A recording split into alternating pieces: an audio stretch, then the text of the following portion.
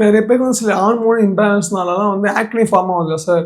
அப்போ ஆக்னி வந்து ஒரு மாதிரி ஸ்கேர் ஆயிடுது. அந்த ஸ்கேருக்கு ரிமூவ் பண்ண முடியுமா? பாசிபிள் இருக்கு? ஆமா. இப்ப ஹார்மோன் இம்பேலன்ஸ்னா போத் ஆண்ட்ரோஜன் அண்ட் அதாவது மேல் ஹார்மோன், ஃபீமேல் ஹார்மோன் 2மே இம்பேலன்ஸ் இருந்தா அவங்களுக்கு வந்து ஆக்னி அதிகமா வரலாம். ஆனா பட் எல்லாருக்குமே ஹார்மோன் இம்பேலன்ஸ் இருக்குன்னு சொல்ல முடியாது. நார்மல் டீனேஜ் ஆக்னி வந்து ஸ்கார்லாம் வராம தானாவே சரியா போயிடும். ஆனா நாடுலோசிஸ்டிக் ஆக்னின்னு ஒண்ணு இருக்கு. அது வந்து அடல்ட் ஆன்செட் ஆக்னி. அதாவது கொஞ்சம் வயசானதுக்கு அப்புறம், அதாவது ஆக்னி வரக்கூடாத ஏஜ்லயும் அது வரும். 20 வயசுக்கு அப்புறம் வரும், 23 வயசுக்கு அப்புறம் வரும், 30 வயசை கடந்து கூட அந்த ஆக்னி இருக்கும். அந்த நாடுலோசிஸ்டிக் ஆக்னி உள்ளவங்க பெரும்பாலும் பெண்களுக்கு வந்து பாலிசிஸ்டிக் ஓவரி அப்படின்னு ஒரு ஹார்மோனல் ப்ராப்ளமும் இருக்கலாம்.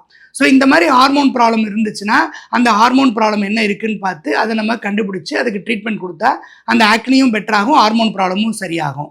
ஆனால் பட் அதனால வரக்கூடிய ஸ்கார், இந்த நாடுலோசிஸ்டிக் ஆக்னின்னு சொன்னேன் இல்லையா, இந்த நாடுலோசிஸ்டிக் ஆக்னிங்கிற டைப் ஆஃப் பிம்பிள்ஸை வந்து நம்ம எவ்வளவுதான் ட்ரீட் பண்ணாலும் ஒரு சில ஸ்கார் வரலாம். அந்த மாதிரி ஸ்கார் வந்துச்சு அப்படின்னா அதை ட்ரீட் பண்ணுறதுக்கு நிறைய ஃப்ராக்ஷனல் லேசர்னு ஒரு ட்ரீட்மெண்ட் இருக்குது, மைக்ரோடெர்மப்ரேஷன் ஒரு ட்ரீட்மெண்ட் இருக்குது. ஆனால் ஆரம்பத்திலேயே இதை எஃபெக்டிவாக ட்ரீட் பண்ணோம் அப்படின்னா அதை வந்து ஸ்கார் வராமல், இல்லை மினிமலாக ஸ்கார் ரொம்ப கம்மியாக இருக்கிற மாதிரி நம்ம அதை ட்ரீட் பண்ண முடியும். ஸோ உங்களுக்கு ஒரு ஸ்கின் ப்ராப்ளம் வருது, ஒரு ஆக்னி வருது அப்படின்னா நீங்களாவே ஹோம் ரெமெடி மாதிரி இந்த முல்தானி மட்டி, கண்ட களிமண், கண்ட இடவெல்லாம் தடவாமல் நீங்கள் ஒரு டாக்டரை போய் பார்க்கணும். ஒரு ஸ்கின் டாக்டரை போய் பார்த்தா அவங்க ஆரம்பத்திலேயே ட்ரீட்மெண்ட் ஆரம்பிச்சிட்டாங்கன்னா உங்களுக்கு ஸ்காரோ இல்லை மார்க்கோ இல்லை ஒரு பிக்மெண்டேஷனோ வராமல் நல்லா நார்மலாக முன்னாடி இருந்த மாதிரியே ஸ்கின்னை கொண்டு வந்துடும்.